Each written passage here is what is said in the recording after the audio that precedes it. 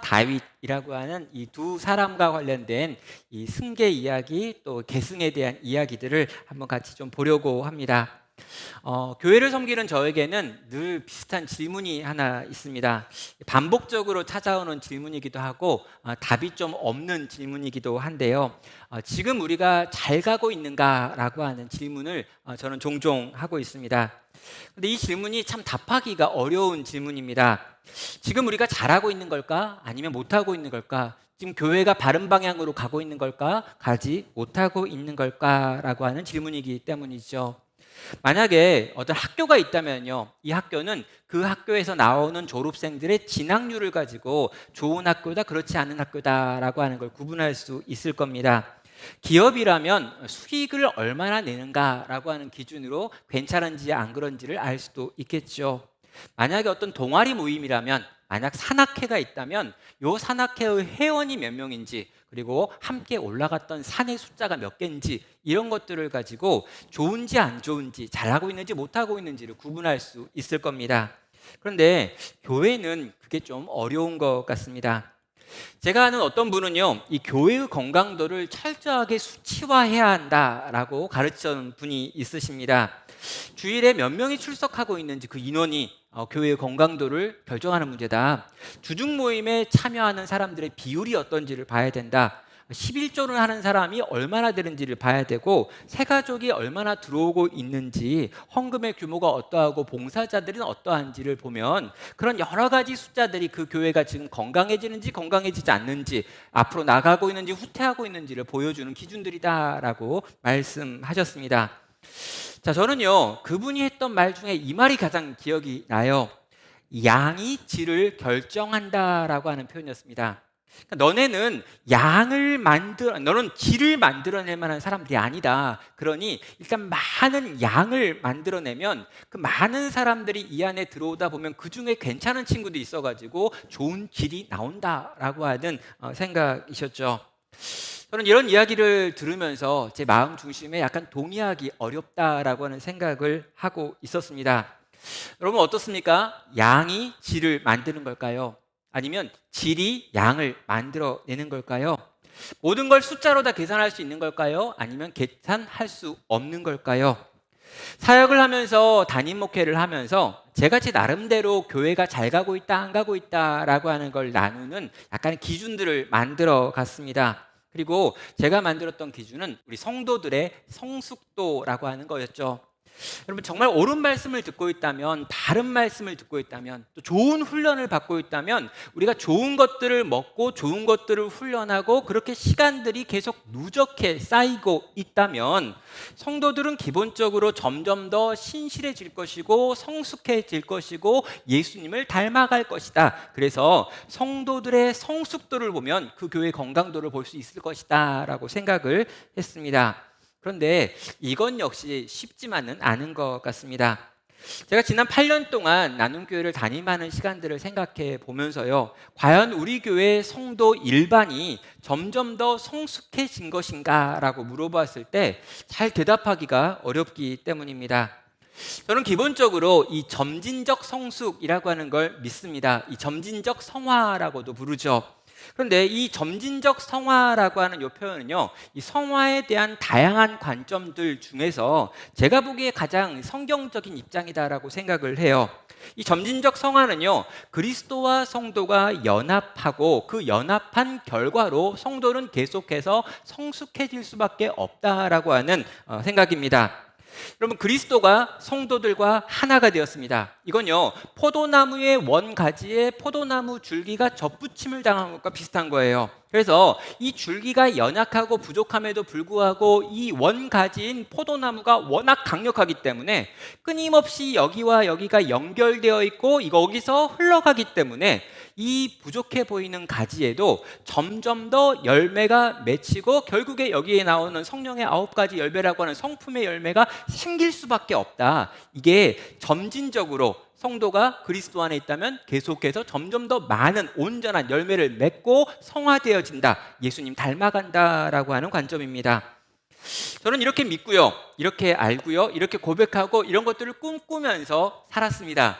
그런데 막상 우리의 현실 삶을 보면은요, 그 현실의 모습은 그렇게 막연하게 점점 더 성장하고 있다라고 말하기 어려운 부분들이 많은 것 같습니다.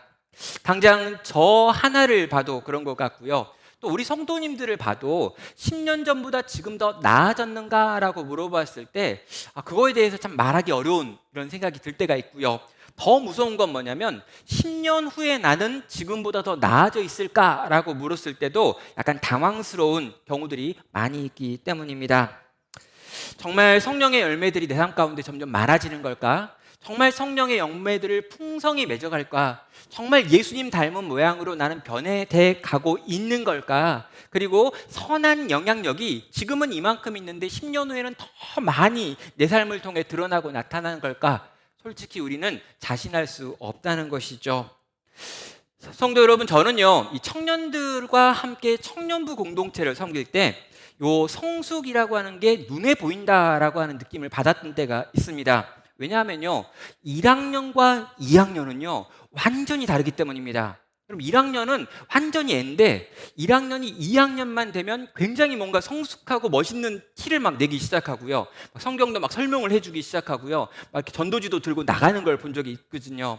1학년과 2학년이 현격하게 차이를 내는 거예요. 거기다가 3학년이 되면은요, 3학년은 거의 사람이 아닙니다. 3학년쯤 되면, 근데 기껏 21살, 22살이거든요. 근데 21살, 22살인데도 불구하고 1학년과 비교했을 때 엄청난 성숙도를 보이면서 소그룹 리더가 돼서 막 인도를 하고요, 같이 단기 선교를 가가지고 막 복음을 전하는 일들을 막 앞장서서 하는 3학년들을 봤거든요. 거기다가 4학년쯤 되면은요, 이제는 거의 사역자의 방불할 뿐만 아니라 하나님과 거의 같은 수준에서 이 성령과 교감하고 있는 4학년들을 종종 볼 수 있었습니다. 정말 하나님의 뜻이 뭔지, 하나님 나라 복음이 뭔지 막 이런 거 설명하면서 그 나라를 위해서 내 목숨을 내어 던지겠다 이런 이야기를 막 하는 그런 공동체의 선배들을 만난 적이 있었다는 거죠. 그러다가요, 이제 군대를 갔다 오고 이래저래 해가지고 5학년, 6학년쯤 되면요, 정말 이 1학년과 비교했을 때 상상할 수 없을 정도의 차이를 보이는 그런 그리스도인이 되어 있는 모습을 이전에 종종 봤습니다. 저는요, 이렇게 청년들이 빨리빨리 변화되는 것, 단계적으로 변화되는 것, 급작스럽게 변화되는 것, 이전과 전혀 다른 사람이 되는 것들을 보면서 한 이렇게 5, 6년을 보냈던 사람이 앞으로 60년, 한 10년, 20년 더 보내가지고 한 60살쯤 되면은 거의 예수님과 똑같은 사람이 되지 않을까라고 하는 생각을 했던 적도 있죠.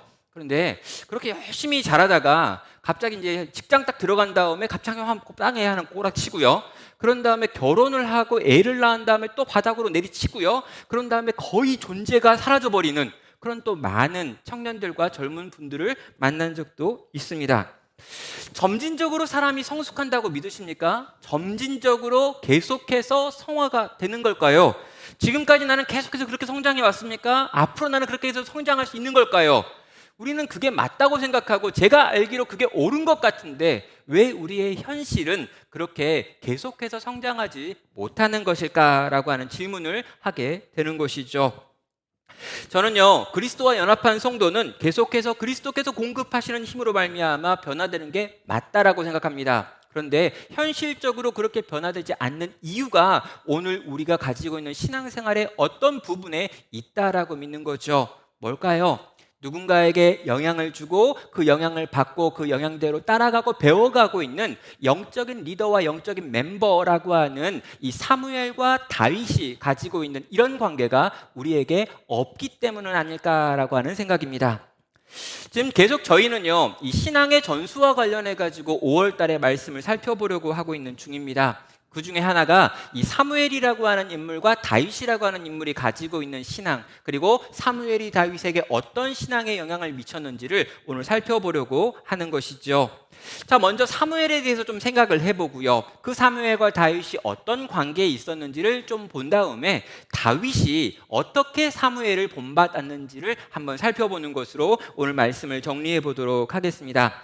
첫 번째로 사무엘이라고 하는 인물에 대해서 한번 살펴보도록 하겠습니다. 여러분, 사무엘은요 굉장히 다양한 부분을 살펴볼 수 있는 인물이고요, 또 이 사무엘상의 가장 중요한 부분들에 등장하고 있는 한 주인공 중에 하나이기 때문에 이 사무엘만 가지고도 몇 번 이야기할 수 있는 내용들이 있습니다. 특별히 오늘은요 그런 시간이 아니기 때문에 사무엘이 가지고 있는 특성과 이 다윗이 가지고 있는 특성을 좀 생각해 보면서 사무엘이 가지고 있던 두 가지 특성을 좀 보려고 합니다. 첫 번째는요, 사무엘은 말과 행함이라고 하는 부분에 일치가 있었던 사람입니다. 사무엘상 12장 2절부터 4절까지에 있는 내용을 보면 그런 내용이 있습니다. 12장 2절에서요, 이제 왕이 너희 앞에 출입하느니라. 보라, 나는 늙어 머리가 희어졌고 내 아들들도 너희와 함께 있느니라 라고 말하고 있습니다. 자, 이게 무슨 말이냐면요, 지금 내가 사울이라고 하는 사람에게 기름을 부어서 사울이 이스라엘을 통치하고 있다. 사울이 지금 이스라엘을 잘 통치하고 있고 나는 늙어서 이제 더 이상 이스라엘을 통치하는 이 일을 이제 그만하기로 했다라고 하는 이 사무엘의 은퇴식에서 사무엘이 사람들에게 하고 있는 마지막 메시지가 이 12장에 있는 말씀이 되는 거죠. 그런데 이렇게 12장에서 이제 사무엘이 은퇴하면서 백성들을 모아다 놓고 자기에 대한 이야기를 시작합니다. 거기 보면 3절은 이렇게 말하죠. 내가 여기에 있나니 여호와 앞과 그의 기름 부음 받은 자 앞에서 내게 대하여 증언하라. 내가 누구의 소를 빼앗았느냐, 누구의 나귀를 빼앗았느냐, 누구를 속였느냐, 누구를 압제하였느냐, 내 눈을 흐리게 하는 뇌물을 누구의 손에서 받았느냐, 그리하였더라면 내가 그것을 너희에게 갚으리라 하니라고 말하고 있습니다. 그러니까 사무엘이 내가 이제까지 오랜 시간 동안 이스라엘을 통치하는 사사로서의 일들을 해왔는데 그 사사로서의 일들을 하면서 혹여나도 이러이러한 악을 행한 적이 있었느냐라고 사람들에게 질문하고 있는 겁니다. 내가 이스라엘의 최고 권력자로 살았다. 내가 이 공동체에서 가장 힘 있는 사람으로 살았다. 그런데 내가 힘 있는 사람으로 이 이스라엘을 통치하면서 혹시 너희 것을 빼앗은 적이 있는지, 혹시 너희에게 힘으로 뭔가 압제한 적이 있는지, 너희에게 뭔가 속인 것이 있는지 혹시 있다면 다 말하라는 거예요. 그럼 내가 요 기회에 갚겠다라는 거죠. 얼마나 이렇게 자기가 살았던 삶에 대한 자신감이 느껴집니까? 그리고 얼마나 자기가 깨끗하게 살았다는 거에 대한 자기 자신을 돌아보면서 할 수 있는 이 멋진 표현들일까요? 자, 여러분, 이런 표현들을 들었던 이 이스라엘 백성들의 반응이 4절에 나오는데요. 그들은 이렇게 반응합니다. 당신이 우리를 속이지 아니하였고 압제하지 아니하였고 누구의 손에서든지 아무것도 빼앗은 것이 없나이다 라고 말합니다. 여러분, 통치자로서 들을 수 있는 최고의 말을 지금 이 백성들을 통해서 듣는 거죠. 당신이 오랫동안 우리를 통치했지만 그 통치의 모든 기간 속에서 당신이 우리에게 흠잡힐 일을 한 적이 한 번도 없습니다. 당신은 참으로 탁월하게 그 모든 시간 속에서 당신의 것들을 지키면서 우리를 향한 보살핌을 행하였습니다 라고 선언해 주는 것입니다. 사랑하는 성도 여러분, 어려서부터 권력자였습니다. 오랫동안 권력을 다 쥐고 있었습니다. 그러나 그런 모든 권력을 가지고 있었음에도 불구하고 그는 이 모든 상황 속에서 자기의 이익을 위하여 남의 것을 빼앗지 않는 삶의 방식을 살았습니다. 왜 그런 걸까요? 그는 하나님의 말씀을 증거하는 선지자였기 때문입니다. 여러분, 이 사무엘에 대해서요, 우리가 두 가지 좀 평가가 있습니다. 사무엘의 첫 번째 평가는 뭐냐면 마지막 사사였다라고 하는 평가예요. 사사기를 마무리하는 마지막 사사가 사무엘입니다. 그런데 이 사무엘에겐 또 다른 평가가 있는데요. 바로 이 사무엘이 최초의 선지자였다라고 하는 평가가 있습니다. 그러니까 하나님의 말씀을 대언하고 그 말씀을 가르치는 일을 이 사사였으면서 선지자인 이 사무엘이 했다라는 거죠. 그럼 하나님의 말씀을 맡은 자입니다. 하나님이 우리 가운데 주시는 말씀을 대언하는 일을 했습니다. 그래서 하나님의 말씀을 대언하는 선지자가 가져야 될 가장 큰 특징이 뭐냐면요, 이 하나님의 말씀을 대언하고 있기 때문에 그 사람이 말씀 자체를 얼마나 신실하게 지켜내느냐가 그가 전하는 하나님의 말씀의 신실성을 보장한다는 거예요. 여러분, 그 사람 자체를 믿을 수 없는 사람인데 그 사람이 하는 말을 믿을 수 있겠습니까? 그래서 하나님의 말씀을 대언하는, 그 신실한 말씀을 대언하는 선지자는 철저하게 자기의 삶이 그가 전하는 말씀대로 살아야 했다는 것입니다.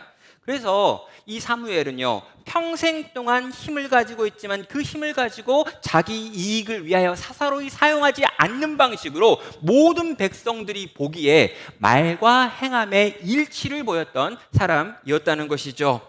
하나님의 말씀의 신실성을 그의 삶 전체로 증명해낸 사람, 바로 이 사람이 사무엘인 것입니다.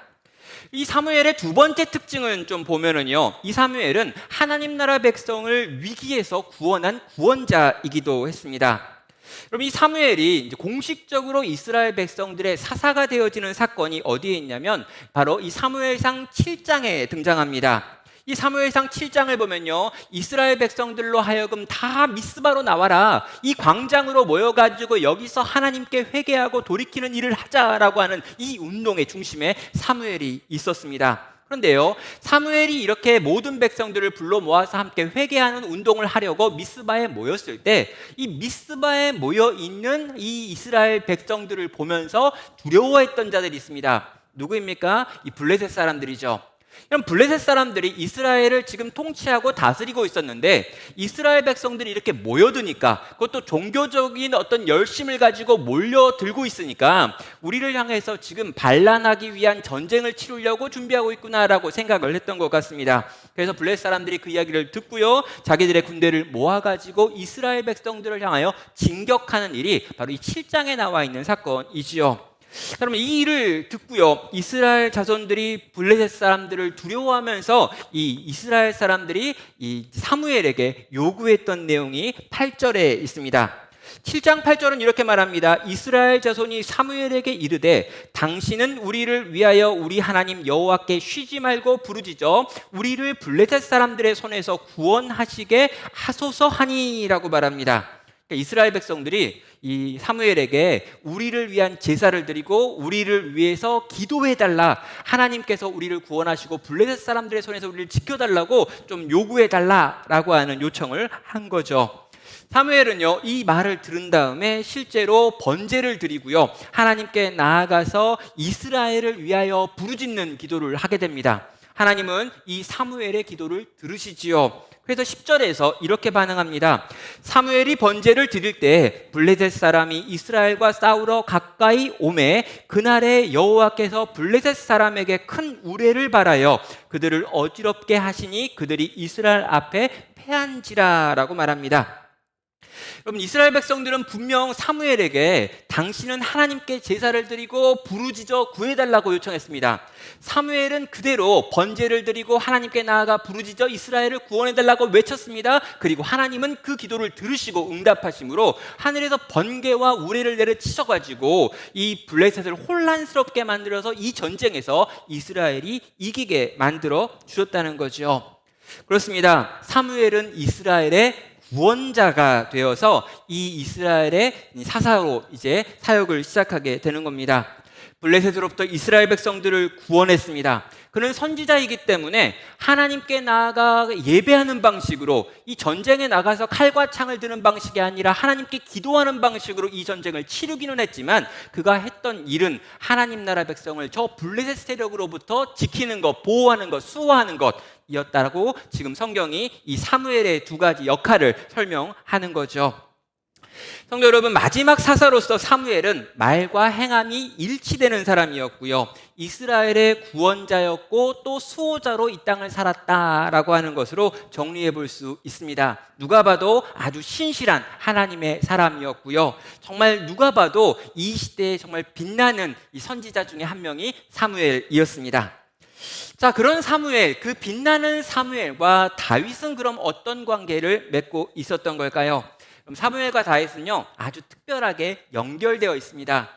여러분, 성경에 나와 있는 대부분의 경우들이 좀 안타깝긴 한데요, 이 정말 믿음이 좋은 부모가 정말 자식을 믿음으로 잘 키웠다는 내용이 거의 없습니다. 다행히도 거의 없어요. 정말 감사합니다. 그러니까 이런 케이스가 많이 있으면 제가 저희 집안을 보면서 안타까워할 텐데, 이 성경을 보니까 성경에서 사무엘도 그렇게 자식을 잘 키우지 못했던 것 같아요. 모세도 그렇게 자식을 잘 키우지 못했던 거예요. 아무튼 보니까 다행이다 이런 생각을 하고 좀 위안을 받습니다. 그런데 사무엘은 자기 자식에게 신앙을 전수하는 부분에 있어서는 부족했는지 모르지만 적어도 이 다윗과의 관계 속에서 그 신앙을 전수하는 부분은 아주 탁월하고 온전하게 진행이 되었던 것 같습니다. 두 가지 경우에서 사무엘이 다윗에게 영향을 미치고 있는데요. 첫 번째로 사무엘이 다윗에게 기름을 부어 그를 왕으로 삼는 부분에서 영향력을 미칩니다. 사무엘상 16장을 보면은요, 이 사무엘이 이새를 불러가지고, 오늘 우리가 읽었던 부분입니다. 사무엘이 이새라고 하는 사람, 베들레헴에 있는 이새에게 가가지고 당신의 아들들을 좀 불러오라고 이야기했습니다. 왜냐하면 하나님께서 이 사무엘에게 사울 대신하여 이새의 아들들 중에 한 명에게 이 왕권을 이어줘야 되는 기름 부음을 하라고 명령하셨기 때문이죠. 그런데 막상 거기 가가지고 이새의 아들들을 보는데요, 눈에 보기에 다 괜찮아 보였는데, 괜찮아 보이는 아들들이 있는데 하나님이 보시기에 마음에 안 들어가지고 다 이 빠꾸를 시켰습니다. 그래서 이제 다 빠꾸 받고요, 이제 네 아들이 더 이상 없냐라고 물어봤더니 아들 하나 있긴 있다라고 이야기를 해요. 근데 그 아들은 지금 들판에 나가고 양을 치고 있어서 제가 부르지 않았다라고 이야기합니다. 그랬더니 사무엘이 그 아들까지 불러야 되고 내가 그 아들 보기 전까지 밥 안 먹겠다라고 해가지고 결국에 그 아들을 불러오지요. 그 아들이 바로 다윗이라고 하는, 우리가 잘 알고 있는 바로 그 아들입니다. 그리고 그 아들을 보고요, 그 아들을 보자마자 하나님께서 사무엘에게 그 마음 가운데 이가 바로 그다라고 이야기하셨고요, 하나님의 마음에 합한 자다라고 이야기하셨고요, 그 결과 이제 기름 부음을 행함으로 다윗이 이제 사울 왕 이후에 왕이 되어진다라고 하는 이 공적인 의식이 행하여지는 것, 이게 요 16장에 나와 있는 우리가 읽었던 내용입니다. 근데 여러분, 이 다윗은요, 그 아버지 이새에게도 인정받지 못하는 아들이었습니다. 그럼 11절에 보면은요, 이 막내라고 하는 표현이 있는데요, 이 막내가 가장 늦게 태어났다라고 하는 뜻도 물론 있습니다. 그러나 가장 작다, 가장 보잘것없다라고 하는 뜻도 있죠. 우리는 주로 막내 그러면은요, 우리 집에서 가장 사랑받는 애라는 생각이 있어요. 그래서 부모님이 보기에 장남은 뭔가 책임이 많고 장녀는 굉장히 일을 많이 시키고 뭐 차남 차녀는 이렇게 약간 좀 비실비실하다가 막내 때 엄청 사랑해주고, 그래가지고 모든 집안의 사랑을 독차지하는 게 막내다라고 생각하는데, 여기 나와 있는 이 막내, 이새의 막내 아들은 전혀 그런 대상이 아닙니다. 그럼 심지어요, 그 나라에서 가장 힘있고 가장 영적이고 가장 영향력 있는 사람이 그 집에 찾아와 가지고 아들들을 다 좀 불러와라 그랬어요. 근데 여러분, 그러면 우리 집 아들뿐만 아니라 옆에 있는 사촌 아들들까지 다 데리고 와가지고 한 번이라도 그렇게 만날 수 있는 기회를 주는 게 맞잖아요. 근데 여러분, 이 아들 다윗은요, 들판에서 양치고 있다고 불러오지도 않아요. 막내인데 가장 작고 가장 초라하고 실제로 이 집에 있어도 되고 없어도 되는 자식이 바로 이 다윗이었던 거죠. 그 아버지가 보기에도요, 이 다윗은 별로 볼 일 없는 아들이었고요, 이 아들을 통해서 뭔가 새로운 일이 일어날 가능성이 전혀 없어 보이는 불필요한 자식 중에 하나였던 것입니다. 그런데요, 사무엘은 그 아들을 기다렸고요, 사무엘이 그 아들을 기다렸고 그 아들이 왔을 때 그 아들에게 기름 부음이라는 일이 행하여지고 있는 거죠. 그리고 다윗은 그 기름 부음 이후에 여호와의 영에게 크게 감동되었고요, 그 여호와의 영에 크게 감동된 다윗이 그 뒤부터 아주 공적인 일들을 하게 되면서 이스라엘의 왕이 되어가는 이야기가 그 뒤에 곧바로 이어져 나오게 되는 것입니다. 여러분, 다윗을 공적인 무대로 올라오게 만드니 다윗에게 이 하나님의 영으로 충만해질 수 있는 이 시작의 점을 만든 분이 누구냐? 바로 사무엘이 되는 것입니다. 다윗의 공적인 생명의 탄생을 도와준 어떤 공적인 이 아버지 역할을 사무엘이 했다라는 것이죠. 자, 거기다가요, 이 사무엘은요, 다윗이 가장 위험했던 그 순간에 다윗을 지켜줄 피난처와 도우미, 수호자가 되어주기도 했습니다. 그럼 다윗이요, 블레셋 사람 이 거인 골리앗과 싸웠습니다. 그리고 그를 죽였고 명성을 얻었죠. 그럼 사울은요, 이 다윗을 보면서 이가 싸움을 잘하기 때문에 군대의 군사령관으로 삼았던 것 같습니다. 그리고 군대에서 다윗은 많은 이 승리를 하게 되고요. 다윗을 보면서 사람들이 막 노래하기 시작하는데 사울은 천천히인데 다윗은 만만이다 막 이런 얘기를 했어요. 그럼 이런 말은 절대 하면 안 됩니다. 아무리 여러분을 섬기는 담당 목사님이 설교를 잘해도 담당 목사님은 만만이고 담임 목사님은 천천히다 이런 이야기하면 이 천천한테 만만이 쫓겨날 가능성이 굉장히 큽니다. 그러니까 여러분의 마음이 뭐라고 해도 기본적으로 만만은 담임 목사에게 돌렸다는 거예요. 근데 여러분 여기는 지혜롭지 않은 사람들이 등장을 했고요. 이 지혜롭지 않은 사람으로 말미암아 사울이 분노하며 다윗을 죽이기로 결정을 합니다. 그래서 창을 들어 던지는 사건이 벌어지죠. 여러분 다윗이 창을 피하고 이제 도망을 가야 되는데요. 요나단에게 만나고 자기 아내에게도 만나보고 그런 다음에 그래도 사울이 자기를 죽일 것 같으니까 도망 나옵니다. 그러니까 예루살렘에서 도망 나와서 처음 가는 곳이 어떤 곳일까요? 처음으로 도망자 생활을 시작해야 되고요. 이제 쫓겨나가지고 어디로 갈지 아무 생각도 없는 그때 그러면 이 다윗의 마음 가운데 내가 도망갈 곳은 한 곳밖에 없었습니다. 어디였냐면 라마였죠. 여러분 19장 18절을 보면요. 다윗이 도피하여 라마로 가서라고 나와 있습니다. 그런데 이 라마에 누가 있습니까? 사무엘이 거기에 거하고 있었죠. 사무엘에게로 나아가서 사울이 자기에게 행한 일을 다 전하였고 다윗과 사무엘이 나요스로 가서 거기 살았더라라고 말하고 있습니다. 그럼 라마라고 하는 곳이 좀 큰 곳이고요. 이 라마라고 하는 곳 안쪽에 나요시 있습니다. 그래서 라마 나요트라고 하면 뭐 이렇게 마포구 무슨 동이라고 하는 뜻으로 이해해도 좋습니다. 자, 여러분 사무엘이 있었기 때문에 라마로 간 것입니다. 그냥 라마로 간 것이 아니고요. 라마에 뭔가 다른 좋은 것이 있거나 뭐 성이 있거나 이런 게 아니라요. 라마에 사무엘이 살고 있기 때문에 사무엘에게 가면 그가 나를 지켜줄 것이다. 그에게 내가 가지고 있는 이 어려움들을 토로하면 그가 나를 이해해 줄 것이다. 그리고 이 사울이라고 하는 강력한 왕으로부터 나를 지킬 수 있는 오직 그분밖에 없다라고 하는 생각이 다윗에게 있었던 거죠. 그리고 실제로 이 라마 나율에서 사울이 보내는 여러 군대들을 하나님의 영이신 성령께서 어떻게 막아냈는지 그리고 몇 차례에 걸쳐서 그 일들이 일어나고 보호를 받았는지에 대한 내용이 사무엘상 19장에 계속해서 나오고 있습니다. 저는 이 사무엘에게 피했던 다윗의 마음이 어떠했을까라고 하는 생각을 해봅니다. 여러분 다윗이요 정말 어디로 피해야 될지 모르겠습니다. 어디로 도망가야 내가 내 생명을 유지할지 모르겠습니다. 그러면요 가장 가깝거나 아니면 나를 진짜 도와줄 수 있는 사람을 그 순간 찾아고 생각해야겠죠. 네, 여러분 그 순간에 다윗은 자기 아버지 이새에게 가지 않습니다. 여러분 다윗은 그 순간에 이 혈통을 쫓아가지 않습니다. 그리고 내가 봤을 때 이 모든 상황에 대한 답을 가지고 있고 이때 내가 어떻게 살아야 될지 알게 할 수 있는 분은 사무엘밖에 없다. 그래서 사무엘에게 피하고 있는 거죠. 여러분 사무엘은요 하나님과 함께하는 사람이었고요. 이 하나님과 함께하는 그에게 가면 그 하나님이 나를 지키시고 보호하실 것이다 라고 하는 확신이 다윗의 마음 가운데 있었고 실제로 하나님이 사무엘과 함께하고 있을 때 다윗을 지키고 보호해주는 일을 그는 눈으로 목도하게 됩니다. 성도 여러분, 사무엘은 다윗에게 어떤 존재인 걸까요? 아버지에게도 인정받지 못했던 이 작은 자, 사사가 자기 집에 왔는데 인사조차 시키기 귀찮아할 만큼 볼품없고 부족했던 자 다윗. 그 다윗의 인생 속에 사무엘은 누구였고 그 사무엘을 어떻게 생각하며 평생 동안 이 사무엘과 다윗의 관계가 어떠했는지 다윗의 입장에서 생각해 볼 수 있는 겁니다. 어느 때건 언제건 내가 찾아가도 내게 영적으로 도와줄 수 있고 실제적인 도움을 줄 수 있는 어른, 그가 바로 사무엘이었던 것이죠.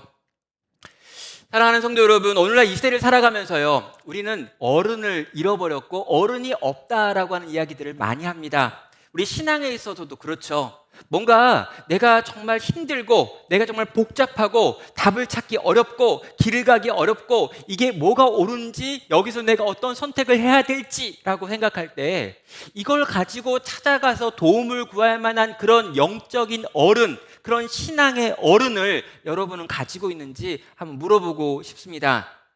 만약 없다면요 우리 너무나 비참하기 때문이죠.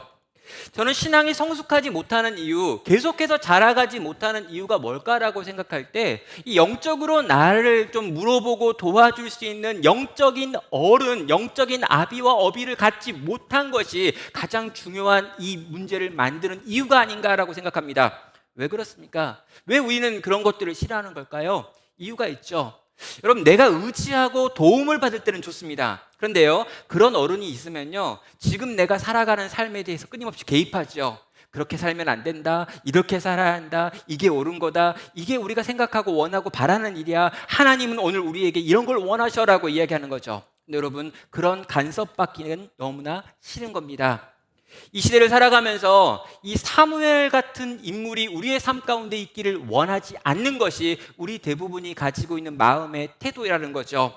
그래서 혼자서 뭔가 해보려고 하는 겁니다. 혼자서 뭔가 선택하고 결정해 보는 겁니다. 내가 혼자서 하나님과 독대해가지고 요 문제들을 해결하고 이 길을 가야겠다라고 생각하는 거죠. 그런데 의외로 하나님을 혼자서 만나는 게 쉽지가 않습니다. 그리고 이 과정에서 대부분 우리는 내가 좋아하는 대로, 내가 원하는 대로, 아니면 내 주변에서 대부분 하고 있는 대로의 길들을 선택하고 움직이고 있다는 거죠.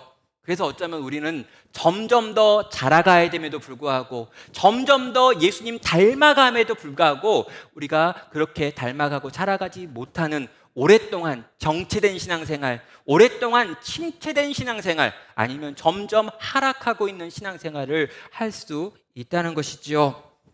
여러분, 사무엘과 다윗의 관계까지 우린 좀 들었습니다. 그런데요, 이 사무엘과 다윗의 관계를 염두에 두고요, 다윗이 그 이후에 어떻게 왕이 되어 살아가는가, 다윗이 그 이후에 어떠한 신앙의 색깔을 가지고 살았는지를 한 번 더 살펴보려고 합니다. 왜 이걸 살펴보냐고요?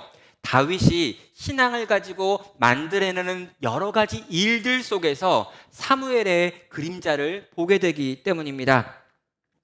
여러분, 첫 번째로 이 다윗이요, 이제 공적인 삶을 시작하려고 합니다. 언제요? 이스라엘 백성들을 구원하는 이 블레셋과의 전쟁, 우리가 잘 알고 있는 이 골리앗과의 싸움의 장면을 보면 됩니다. 그러니까 16장에서 기름 부음을 받았습니다. 그리고 기름 부음을 받은 이후에 하나님의 영이 다윗에게 충만해졌습니다.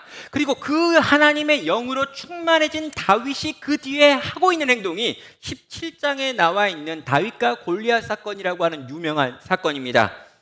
자, 여러분, 골리앗이라고 하는 아주 나쁜 놈이 나타났습니다. 근데 이 골리앗은 블레셋 사람이었죠. 여러분, 이 블레셋 군대와 함께 찾아온 이 골리앗이라고 하는 거대한 사람으로 말미암아 이스라엘 백성들의 군대가 완전히 꼼짝달싹 할 수 없는 상황에서 오랫동안 이 마음이 점점 더 무너져가고 있는 상황이었습니다. 그런데 여러분, 이 상황에서요, 다윗이 형들한테 도시락 갖다 주러 갔어요.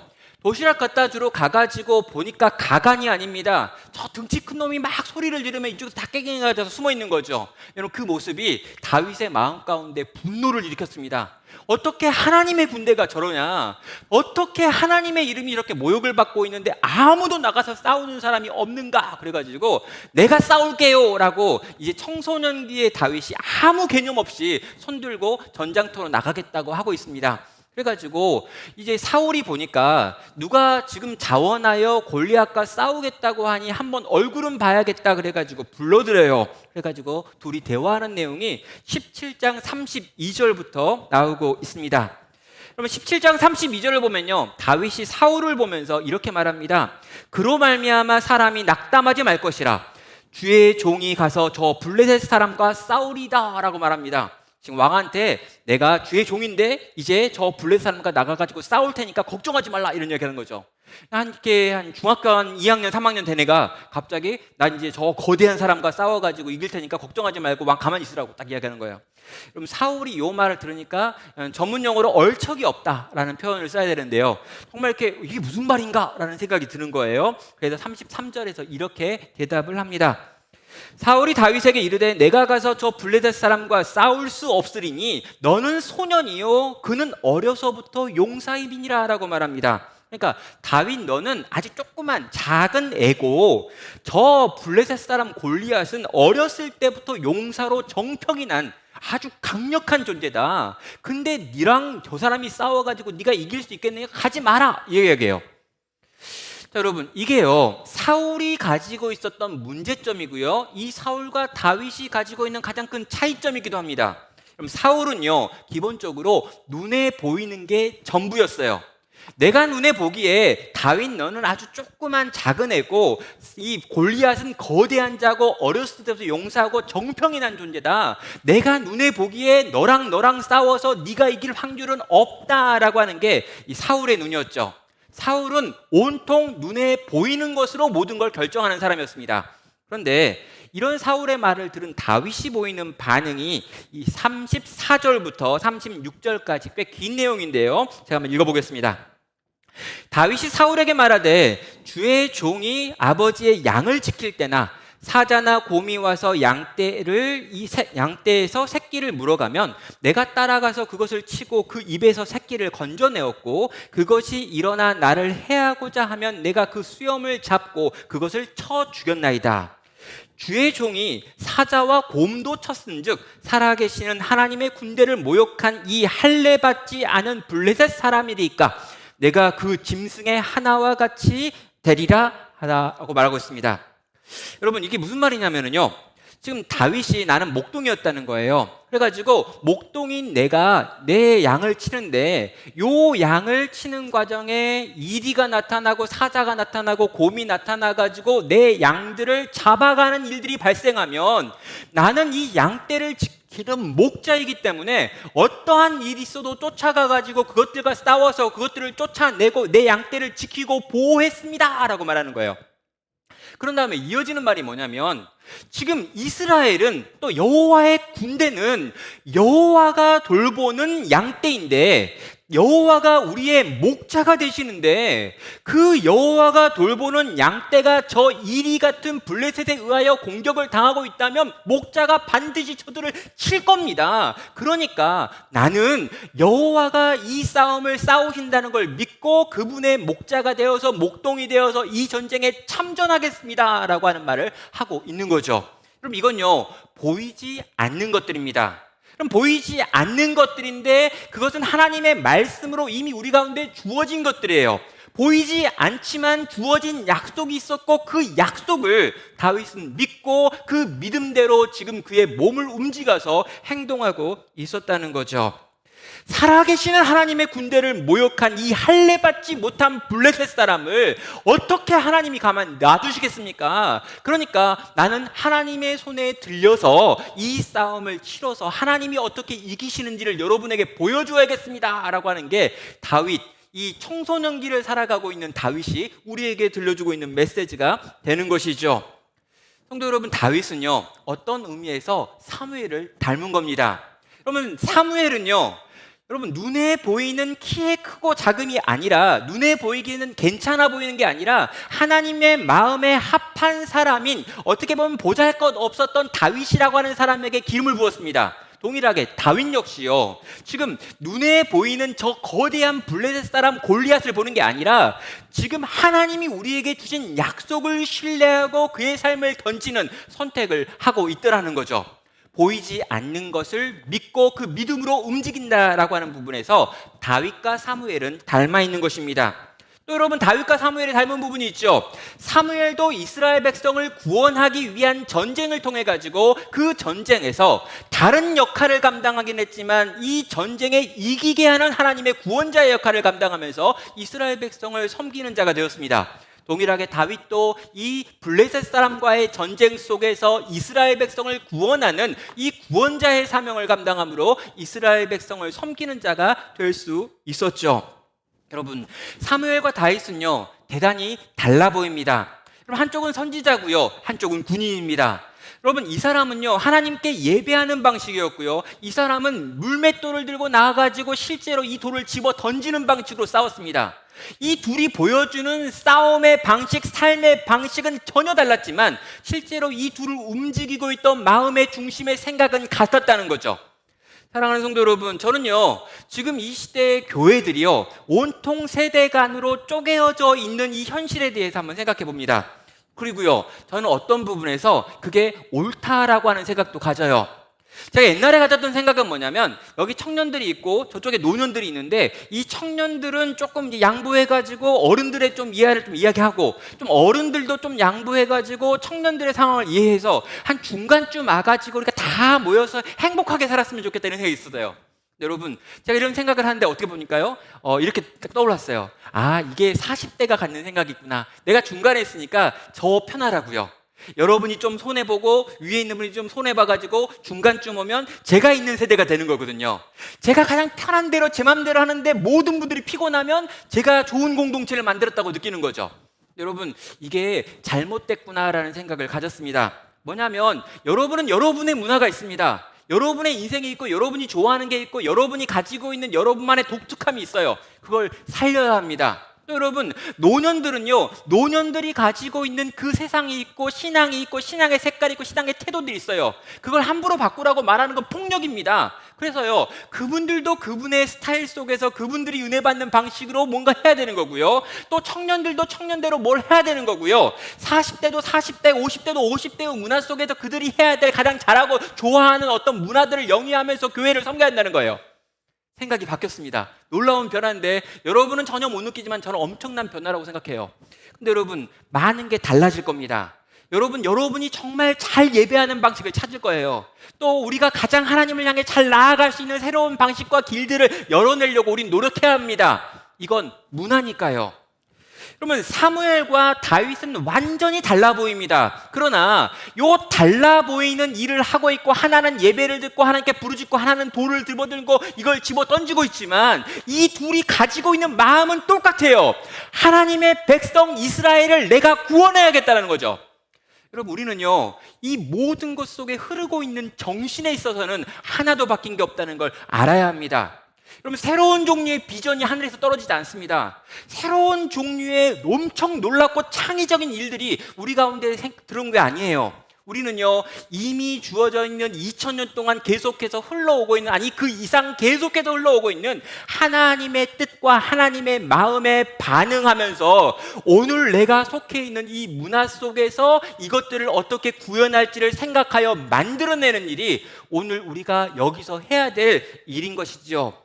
같은 마음입니다. 다른 행동이 나오는 거고요. 다른 행동들을 하고 있습니다. 그러나 같은 마음에 근거하고 있어야 한다는 것입니다. 그럼 다윗은요, 사무엘이 하고 있는 행동을 이어받은 것이 아니라 사무엘이 가지고 있었던 마음을 이어받았고요. 그 마음을 이어받아서 그가 지금 해야 될 그의 순종의 역할들, 그가 지금 해야 될 역할들을 감당하고 있었다는 것입니다. 또 여러분, 이런 다윗의 모습을요, 한 군데 더 살펴보면은 다윗이요, 사무엘이 그가 했던 말과 행함을 일치시켰던 것처럼 다윗 역시 평생을 자기가 했던 말과 자기의 삶을 일치시키려고 노력하는 삶을 살았구나라고 하는 걸 확인할 수 있는 부분이 있습니다. 그럼 역대상 22장 5절 말씀인데요, 다윗이 이르되 내 아들 솔로몬은 어리고 미숙하고 여호와를 위하여 건축할 성전은 극히 웅장하며 만국의 명성과 영광이 있게 하여야 할지라. 그러므로 내가 이제 이것들을 위하여 준비하라 하고 다윗이 죽기 전에 많이 준비하였더라 라고 말하고 있습니다. 자, 여러분, 이 이야기는요, 다윗이 이제 이 솔로몬에게 왕권을 좀 넘겨주면서 이제 자기가 이제 이 정계에서 물러나면서 마지막에 내가 하고 싶은 일이 뭔가 요 하나 딱 밝히는 요런 부분입니다. 일단 보니까요, 솔로몬을 보니까 우리는 솔로몬이 지혜의 왕이고 뭐가 좀 대단해 보이지만 이 아버지가 보기에 아들은 좀 마음에 안 들었던 것 같아요. 아들은 어리고 미숙하고 막 이렇다는 거죠. 어리고 미숙한 솔로몬 딱 있는 거예요. 근데 이 어리고 미숙한 솔로몬이 나중에 뭘 해야 되는 거냐면 이 성전을 지어야 되는 거예요.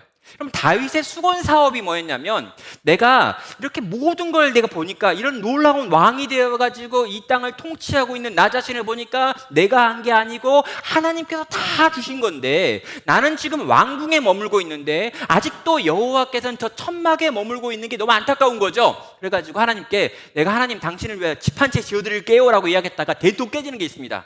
하나님께서 내가 집이 없어 여기 사는 줄 아냐 뭐 이러면서 네가 짓는 집에 안 살 거야 뭐 이런 이야기 합니다.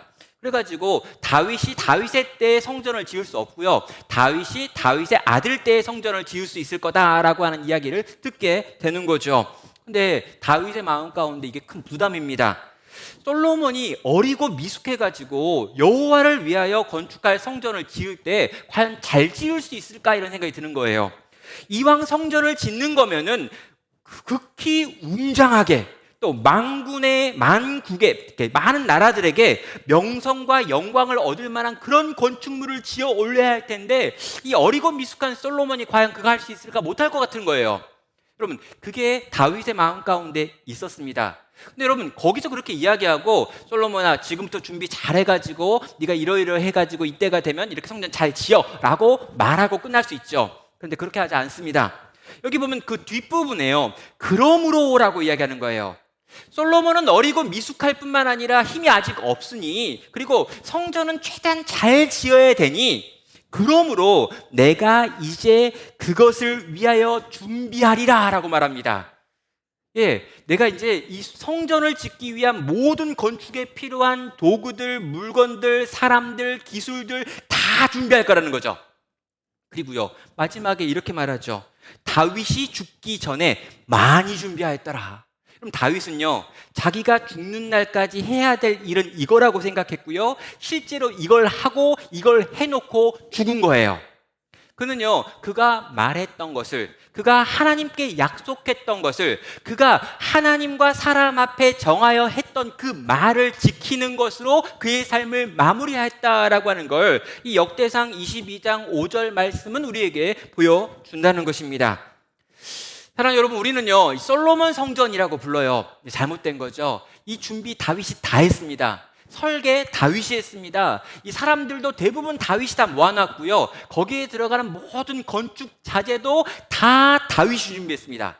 심지어요, 이 솔로몬 이 아들 좀 문제가 있는 게 뭐냐면, 아버지가 준비해 놓은 그 모든 재료가 너무 많으니까 성전만 지은 게 아니라 이거 짓는 김에 성전 말고 궁궐도 지어야지 그래가지고 둘 다 그걸로 지어요. 나쁜 놈. 아무튼 좀 이렇게 자식들 중에 제도들이 없어요. 아무튼 그래요. 아무튼요, 여러분, 이 다윗은요, 사무엘이 그러했던 것처럼 그 사무엘이 평생 자기의 말을 지키는 행함이라고 하는 것으로 말과 행함을 일치시키려고 애썼던 것처럼 그의 삶 전체도 그의 마지막을 보면 그가 했던 말과 행함을 일치하려고 노력하고 있더라는 거죠. 그럼 이런 일들이 왜 일어나는 걸까요? 여러분, 다윗의 인생 속에 사무엘의 영향력인 것입니다. 나로 하여금 성령의 충만을 경험하게 해주고 나로 하여금 기름을 부어서 이 공적인 세계로 올려준 것도 사무엘이고, 내 인생의 가장 힘든 순간에 내가 찾아가가지고 신세를 타령하고 실제로 나를 공격하는 저 왕의 세력으로부터 나를 지켜준 적도 있으며, 나와 함께 가장 고통스러웠던 그 시간에 함께 거하며 나에게 많은 것을 알려주고 보여주고 본으로 행동하여 준 사무엘이라고 하는 사람의 인생이 다윗이라고 하는 사람의 인생 속에서 지금 다양한 방식으로 드러나고 표현되고 있다는 거죠. 우리는요, 이런 이야기들을 들으면서 우리의 성화에 대해서 다시 한번 질문해 보게 됩니다. 우리는 왜 점진적으로 주님을 닮아가는 것에 있어서 이렇게 한결같지 않을까라고 물어보는 거죠. 여러분, 우리 신앙에 관하여 우리가 알아야 될 굉장히 중요한 진리 중에 하나는 뭐냐면요, 신앙은 책으로 다 배울 수 있는 것도 아니고 강의로 다 배울 수 있는 것도 아니고 인강으로 해결할 수 있는 문제도 아니고 메타버스로 해결할 수 있는 문제도 아니라는 것입니다. 적어도 이 신앙의 문제와 관해서는요, 영적인 믿음의 선배라고 하는 것이 우리에게 있어야 합니다.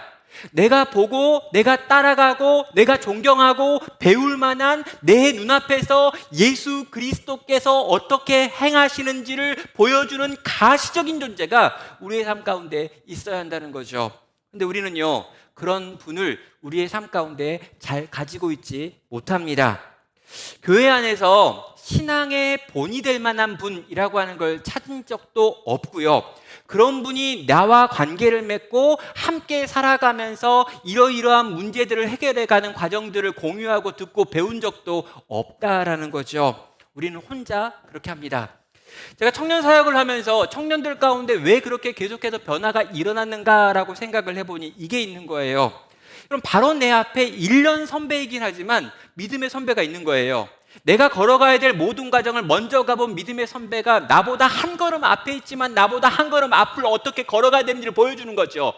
그리고 두 걸음 앞에 가는 사람, 세 걸음 앞에 가는 사람들이 끊임없이 내 앞에서 그 길을 걸어가고 있기 때문에 내가 눈에 보이는 하나님의 형상이며 눈에 보이는 그리스도의 형상들을 보면서 그의 등 뒤를 쫓아가고 있는 모습이 되더라는 거죠. 거기다 더 무서운 게 뭡니까? 내 밑에서 날 쫓아오고 있는 사람들이 내 뒤통수를 쳐다보고 있는 거예요. 그럼 내가 지금 걷고 있는데 얼마나 불안합니까? 내 뒤에 1학년들이 쳐다보는데 난 지금 2학년이란 말이에요. 그 힘 있는 2학년, 그 놀라운 2학년이에요. 그래서 1학년이 날 보고 있어요. 삐약삐약 1학년들이 날 보면서 저 언니는 어떻게 예배드리나, 오빠는 어떻게 찬양하나, 이런 걸 빤히 쳐다보고 있으니까 쳐다보고 있는 그들 보기에 민망하지 않기 위하여 한 걸음 한 걸음 내가 걷는 이 길이 하나님 기뻐하시는 길인지를 물으며 걸었기 때문에 그 기간, 그 짧은 시간에 많은 변화들이 일어나지 않았나라고 하는 생각을 하는 것입니다. 여러분, 교회는요 이러한 종류의 사무엘들을 잃어버렸고요, 이러한 종류의 다윗들을 잃어버렸습니다. 그래서 어느 순간부턴가 정체되기 시작한 거고요, 어느 순간부턴가 움직이지 않을 뿐만 아니라 뒤로 후퇴되어지는 일들이 일어나더라는 거죠. 사랑하는 성도 여러분, 혹여나 내가 지금 멈춰 있는 것 같다면, 혹여나 내가 지금 이 예수님을 닮아가는 이 여정에서 굉장히 더디게 움직이고 있는 것 같다면, 지금 내 앞에 이 길을 먼저 가는 이가 보이는지, 아니면 내 등 뒤에서 내가 걷는 걸음을 유심히 쳐다보고 있는 이가 있는지를 물어보셔야 한다는 거죠. 이게 없다면 우리는 이 길을 제대로 갈 수 있는 사람이 아니기 때문입니다.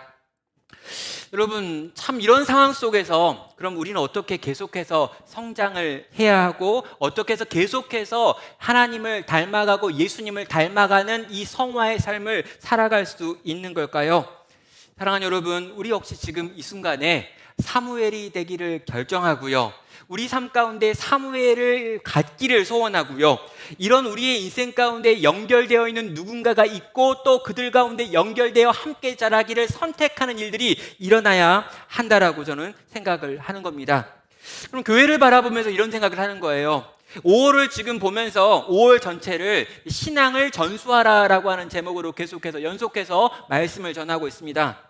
여기 2부 예배를 들으시는 대부분의 성도님들은 다음 세대에 해당하는 우리 청년들이 많이 있고요, 우리 1부 예배를 들으시는 성도님들은요 이 다음 세대라기보다는 이전 세대에 해당하시는, 기존 세대에 해당하시는 분들이 많고, 이런 분들이 1부를 주로 차지하고 있습니다. 그래서 1부와 2부 사이에 말씀을 어떻게 적용할지를 좀 다르게 좀 해야 되는 부분이 있어요. 자, 1부 예배 시간에 우리 성도들에게 아주 강하게 지난주에도 이렇게 말씀을 드렸습니다. 성도 여러분, 우리 다음 세대를 위하여 여러분 수고하셔야 합니다. 애써야 합니다. 신앙을 전수하기 위하여, 신앙이 흘러가게 만들기 위하여 다음 세대를 위하여 여러분 희생하셔야 합니다. 손해보셔야 합니다. 애쓰셔야 합니다. 우리 다음 세대를 진짜 불쌍합니다. 우리 청년들 진짜 어렵습니다. 이 청년들이 살아가는 삶은 우리가 살아가는 삶보다 훨씬 더 힘들어요. 그럼 그렇게 막 이야기하고 막 울고 막 소리 막 질렀더니 성도들이 굉장히 놀라고 당황했던 것 같습니다. 그래가지고요, 제가 1부 예배를 마치고 올라와가지고 이제 잠깐 그 밥 먹고 쉬는 시간이 있는데 이 문자가 하나 왔어요. 어떤 거냐면 안양에 살고 있는 어떤 할머니가 저에게 이 문자를 보내셨습니다. 온라인으로 나눔교회 실시간 예배를 들으시는 우리 교회 성도가 아니신 분이에요. 우리 교회 성도가 아닌데 그냥 온라인으로 예배를 드리고 계시는데요, 그 설교를 듣다가 마음 가운데 하나님이 감동을 주셨다는 거죠. 뭡니까? 오늘 제가 광고도 했었지만요, 다음 세대 지원금이라는 걸 목사님이 만들어가지고 그 교회에서 이제 다음 세대를 위하여 뭔가 투자하는 일을 하겠다라고 하시는데, 그 일에 사용해달라고 그분이 20만 원을 입금했다라고 하는 문자를 저에게 보내주셨습니다. 여러분, 그분 나이가 이제 80이신 걸로 제가 알고 있는데요, 여러 가지 어려운 사정 속에서 이제 외부의 도움을 받으시기도 하고 막 그러신 분인데, 그런 상황 속에서 우리의 청년들을 생각하면서 다음 세대를 위하여 그분이 할 수 있는 방식의 사랑의 방식을 선택하여 움직이는 일이 일어나는 거죠. 여러분, 어떤 분이요 이 예배가 끝난 다음에 저에게 이런 기획서를 보내셨습니다. 우리 청년들의 취업과 진로를 돕고 싶고 우리 교회 안에는 이러이러한 사람들이 있으니 이런 사람들과 모여가지고 하나 팀을 꾸려가지고 우리 청년들의 진로를 지도해 줄 수 있는 팀을 만들어서 운영하고 싶다. 그래가지고 그 기획서를 가지고 오셔가지고 검토를 받으시고 지금 그걸 만들어 가려고 하고 있습니다. 사랑하는 청년 여러분, 정말 다음 세대를 어떻게든 돌봐야겠다라고 하는 마음을 갖습니다. 정말 이 시대의 다윗들을 어떻게든 돌보고 세우고 고치고 돌봐서 힘을 주고 어떻게든 살려봐야겠다는 생각을 갖는 거죠. 우리가 어떻게든 사무엘이 되어야겠다. 다음 세대를 지켜줘야겠다. 그들이 위태하다고 라마까지 와서 피하는데 라마에 피한 그들을 그냥 내칠 수 없다. 지금 그들은 바보 취급받고 저 들판에 나가서 양을 치고 있는 작은 자 취급을 받고 있지만 절대로 그럴 수 없고 그들을 식탁에 부르고 그에게 기름을 부어서 하나님의 영에 충만하게 하여 그의 일을 하게 만들어야겠다라고 하는 생각을 이 기존 교회는 하고 생각하며 사무엘이 되기를 결정하고 준비하겠다는 거죠. 동일하게 사랑하는 여러분께 부탁드립니다. 다윗이 되어주십시오.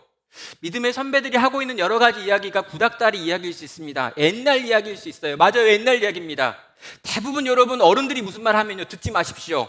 여러분이 어른들에게 듣는 대부분의 말들은 별로 시대착오적인 말이어서요 도움이 안 돼요.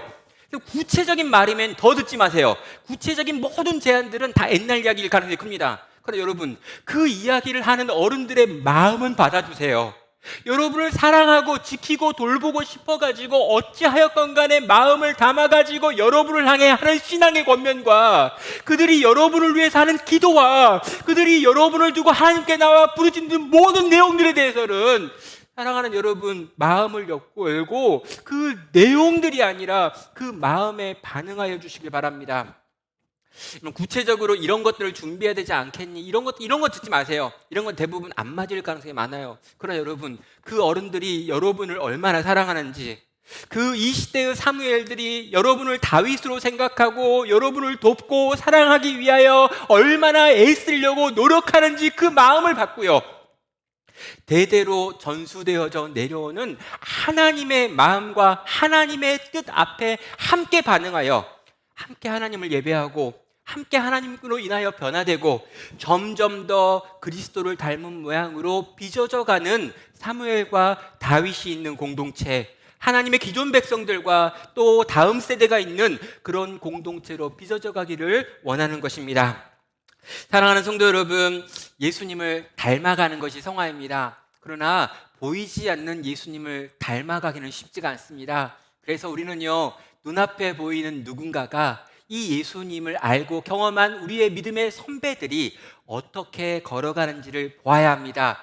그리고 그 걸음을 조심스럽게 따라가 봐야 되는 거죠. 그리고 여러분, 어느 땐가 여러분의 등 뒤에서 여러분의 등을 보면서 따라오는 후배들을 발견할 때 여러분 그때 다시금 여러분의 걷는 걸음을 바르게 하고 더 온전한 걸음이 되려고 애쓰며 그렇게 함께 세대를 연결하여 계속해서 주님 닮아가는 귀하고 복된 공동체 우리 모든 영혼들 되시기를 주님의 이름으로 축원합니다. 지금 우리 들은 말씀을 가지고 함께 같이 기도하겠습니다. 주님, 내가 주님을 닮아가기 원합니다. 그러나 보이지 않는 주님을 닮아가라고 보이는 믿음의 선배를 주셨으니 그 선배들과 함께 걷게 하여 주시옵소서. 주님, 내가 믿음의 선배가 되게 하여 주시옵소서.